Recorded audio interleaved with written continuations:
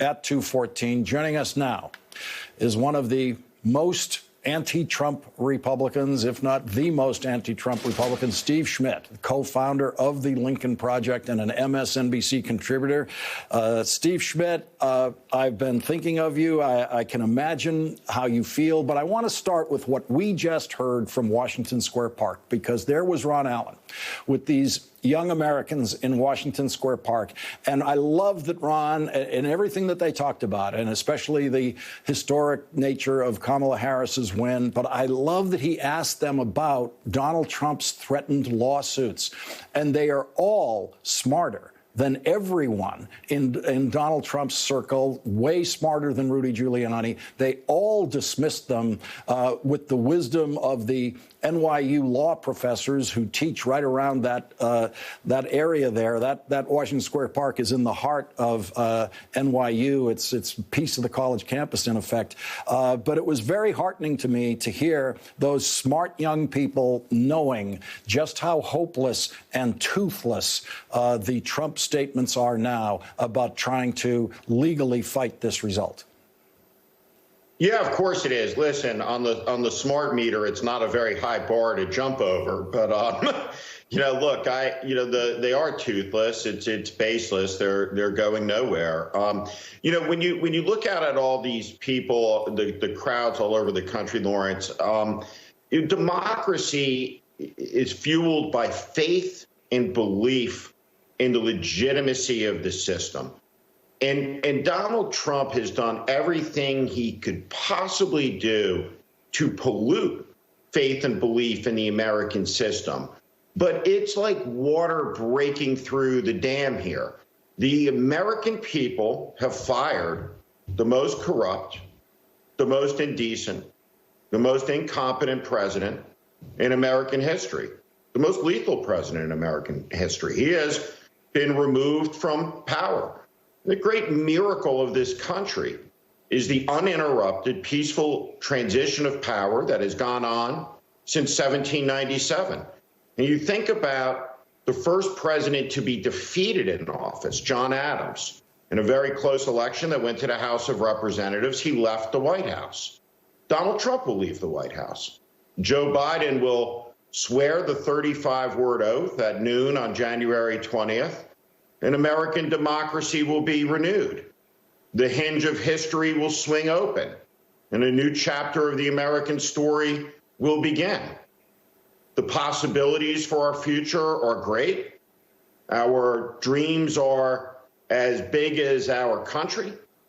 And we're going to have a good man, a decent man, a man who has met his moment, who has fulfilled his destiny.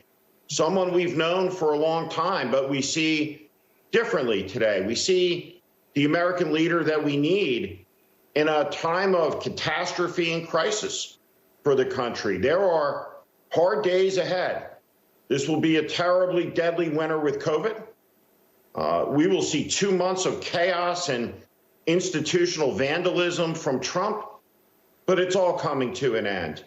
And the Trump family has earned its ignominy. They have debased themselves, the White House. They've done incalculable damage to this country. But the hours of their ability to do damage are coming to a fast end. Steve, we will be, no doubt, on pardon watch for the next 73 days. Donald Trump will surely pardon himself. Others might request pardons. Others will surely get some pardons anyway, including possible Trump family members, but they will only be federal pardons. It'll shield Donald Trump from being prosecuted in the federal case that Michael Cohen was prosecuted in which Donald Trump was basically identified as a co-conspirator in that case. The state of New York is not bound by any of those federal pardons. That's where the legal process seems to be closing in on Donald Trump the most quickly, including criminal legal process with a grand jury in the state of New York. And it always seemed to me that one of the things that Donald Trump was fighting for in this election and was thought he might use election lawyers, basically use election lawyers this week to prevent him from spending all of next year as a defendant, both in civil and possible criminal cases.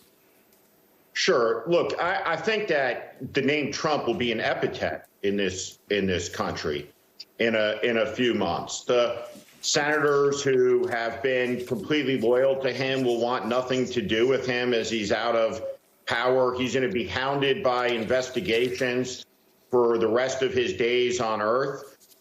He's going to occupy a shameful place in American history. I mean, just even imagine the act of building the Trump Library. Who's going to fund that? What is his deal flow going to be? I think Donald Trump faces bankruptcy, investigation, and shame. And so do many of the people who worked with him. I mean, today is a day of national jubilation for sure. But we should also remember that we have 250,000 dead Americans because of the incompetence of this fool. We have 565 little children were orphaned by the government of the United States. That action, by the way, Lawrence, was done in my name and in yours and in all of our names. And there needs to be accountability for it.